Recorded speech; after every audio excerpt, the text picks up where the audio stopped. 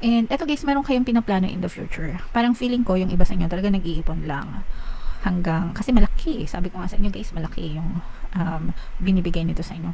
Parang iniipon nyo lang siya guys, sinisave nyo para in the future talagang mailagay nyo siya sa investment or mapalago nyo siya lalo. Tapos parang meron kayong pangako sa sarili nyo na hindi na ako babalik sa ganyang klase ng sitwasyon. Hindi na ako babalik sa ganitong klase ng trabaho.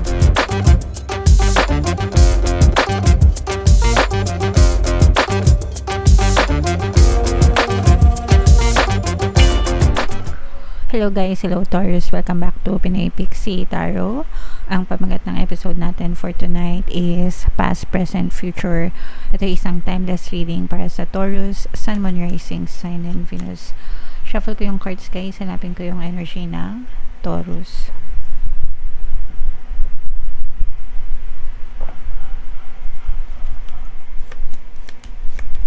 Ito guys, so Taurus kayo ay represent ng Mother of Pentacles sa ating spread. General reading lang guys, pwede mag-resonate, pwede hindi. Pag sinabing timeless mga kapiksi, anytime na mapanood nyo yung video, pwede siyang mag-resonate sa inyo. If in case hindi kayo naka-resonate right now, pwede nyo siyang itry next year, next month, next week, kahit kailan. By those time, pwede na siyang maka-resonate sa inyo. So itong unang spread natin mga kapiksi, ito yung past energy nyo. Meron ditong presence ng air sign, Aquarius, Gemini, Libra. For some of you, pwedeng may air element kayo sa inyong natal chart or you may be dealing with an air sign. Naka-experience kayo guys ng pagmamalupit no? Sa inyong recent past mga kapiksi.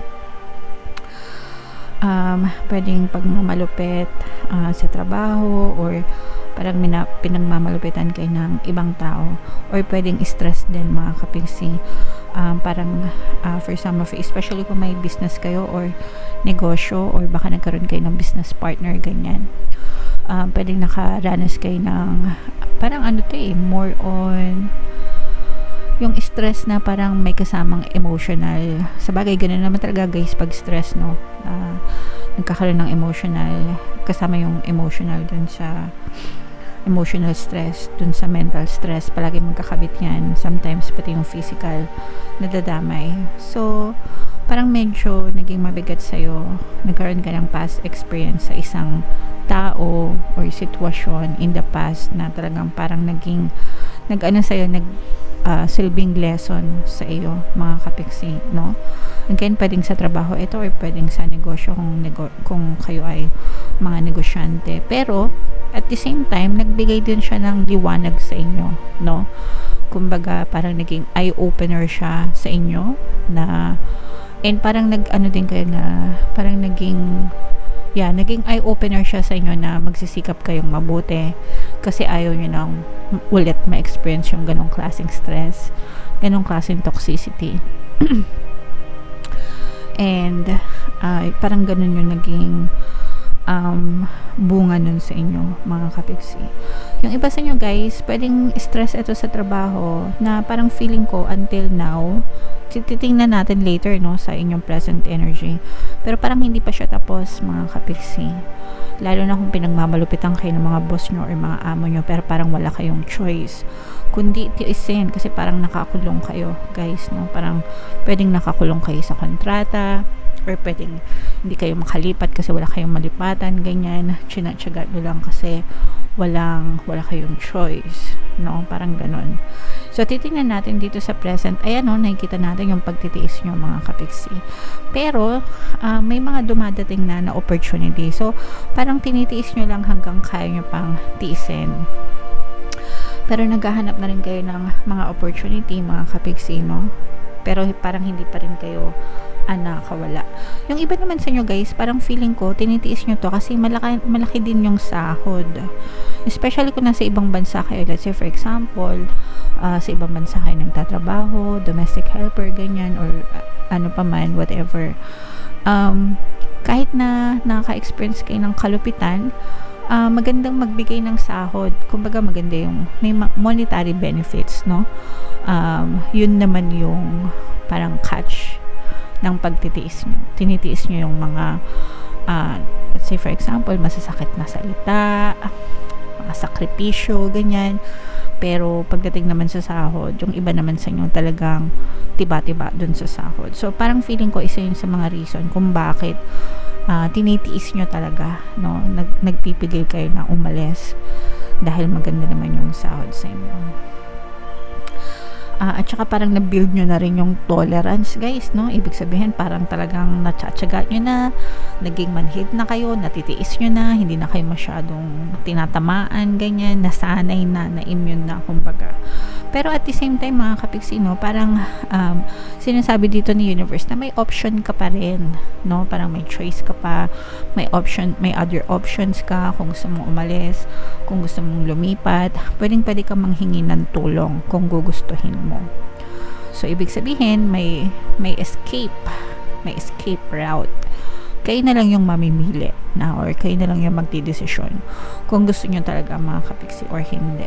Okay? Pero kung feeling nyo naman, okay naman kayo dyan sa sitwasyon nyo, edi tiis-tiis lang. Kung hindi, you always have a choice. Mga kapiksi, kailangan marunong kayong mga labit, guys, ng mga taong o organisasyon, no, na pwedeng makatulong sa inyo, mga kapiksi.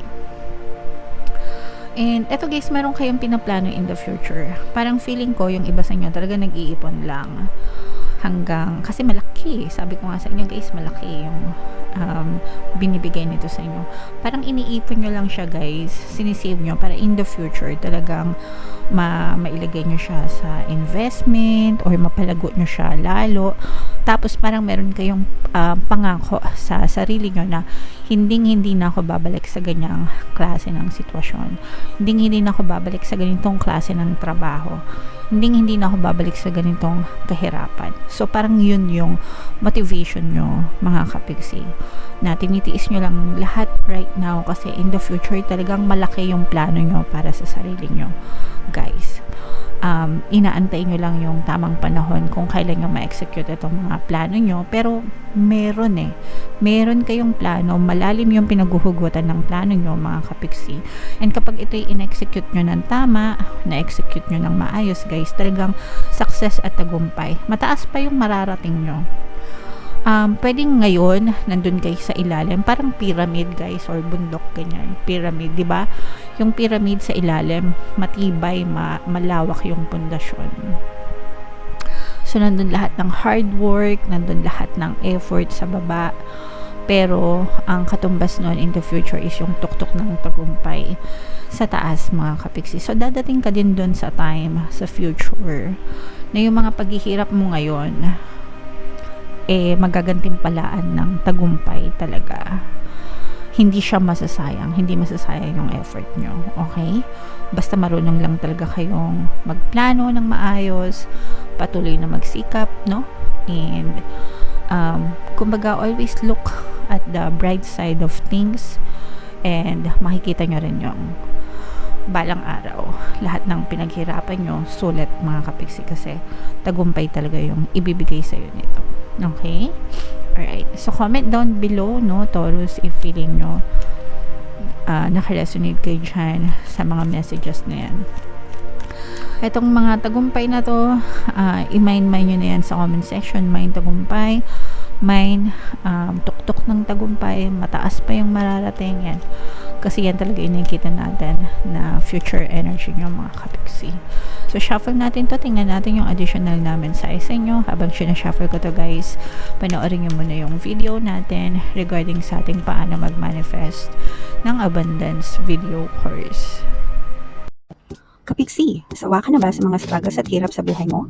Masipag ka ba at masikap sa buhay ngunit hindi ka pa rin umaasenso? Ilang beses ka na bang nag-attempt mag-negosyo at mag-invest pero palagi ka pa rin nalulugi?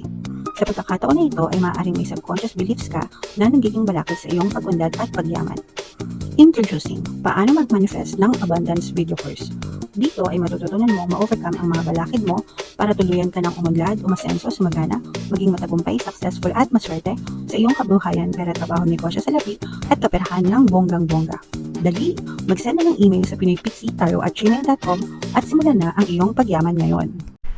Alright, so sa lahat ng gusto mag-avail ng course guys, meron tayong promo ngayong September. Magbibigay tayo ng 500 pesos na discount until September 30. So i-avail nyo na guys, sobrang ganda. And meron din tayong bagong course guys, paano mawala ang third party at magkaroon ng harmonious na relationship para mawala yung mga kabit ng mga jowa nyo guys. 20% discount naman yan until September 30. So i-avail nyo na mga kapiksi, sobrang ganda. And ito yung additional na message para sa inyo. Una, we have healthy lifestyle mga kapiksi, no? Close up natin. Eat a healthful diet, get adequate sleep, and exercise regularly for optimal health. So, syempre guys, etong given naman na to, no? Kahit hindi tayo magbasa ng tarot, dapat kino-consider palagi natin yung healthy lifestyle mga kapiksi for longevity. Although alam naman natin lahat tayo may expire, lahat tayo may limitation lang dito sa mundo na to. Pero hanggang kaya natin na mabuhay ng matagal kasama yung mga pamilya natin, di ba, kasama yung mga mahal natin sa buhay, ingatan natin yung ating kalusugan guys para mas matagal tayong magsama-sama mga kapiksi. So, diet, exercise, tsaka yung tulog, importante yan. Kahit na matindi yung mga pinagdadaanan nyo. Sometimes kasi, no, dahil sa masyadong focus sa problema, ako na-experience ko to guys dati. Sobrang stressful ng trabaho, no, na nagkakasakit na, no, napapabayaan na yung kalusugan, which is very wrong mga kapiksi. Kasi at the end of the day, pwede kang palitan sa kumpanya pero yung kalusugan mo, 'di ba? Pag nagkasakit ka, ang hirap. So make sure na alagaan niyo yung sarili niyo, mga kapiksi. Okay? And then ito guys, yung pagkakaroon ng mabuting puso, no? Soften your heart with respect to this situation and all the people involved, including yourself. Kailangan niyo to guys, especially na for some of you talaga nagkakaroon kayo ng toxicity sa paligid nyo. So, kung talagang exposed kayo sa mga toxic na tao, toxic na sitwasyon, toxic na boss, toxic na amo, it's not, wag nyo na lang personalin, mga kapiksi, para hindi kayo ma-stress, no? Kasi marami talagang sakit na nadudulot yung stress, mga kapiksi. Kumbaga, padaanin nyo sa isang tenga, palabasin nyo sa isang tenga, wag kayo mag-overthink, wag nyo bigyan ng mga meaning na negative na kahulugan yung mga nangyayari sa paligid nyo, no? Sabihin nyo lang, wala lang yan, topak lang yan, pero lipas din yan, hindi totoong salbahe yan, mabait yan, no? Mabait yung boss ko, mabait yung amo ko, ganon mga kapiksi, no? Para magbago yung perception nyo about them and mabago din yung ma-push out sa inyong physical reality. Okay? Meron tayong Tagalog guided meditation guys, yung pampawala ng stress and anxiety. Kung talagang super stressed na kayo, pwede nyo pakinggan yun mga kapiksi, pwede siyang makatulong sa inyo. Okay? Alright, so comment down below if feeling nyo naka-resonate sa inyo. Ito yung ating mga pampaswerte subliminal guys, pakinggan nyo. And ito naman yung ating success stories ng paano mag-manifest ng abundance video course. Click here to subscribe. Panoorin nyo itong ating 2025 kapalaran guys. Thank you for liking, sharing, and subscribing. See you again next time. I love you all. Have a nice day. Bye-bye.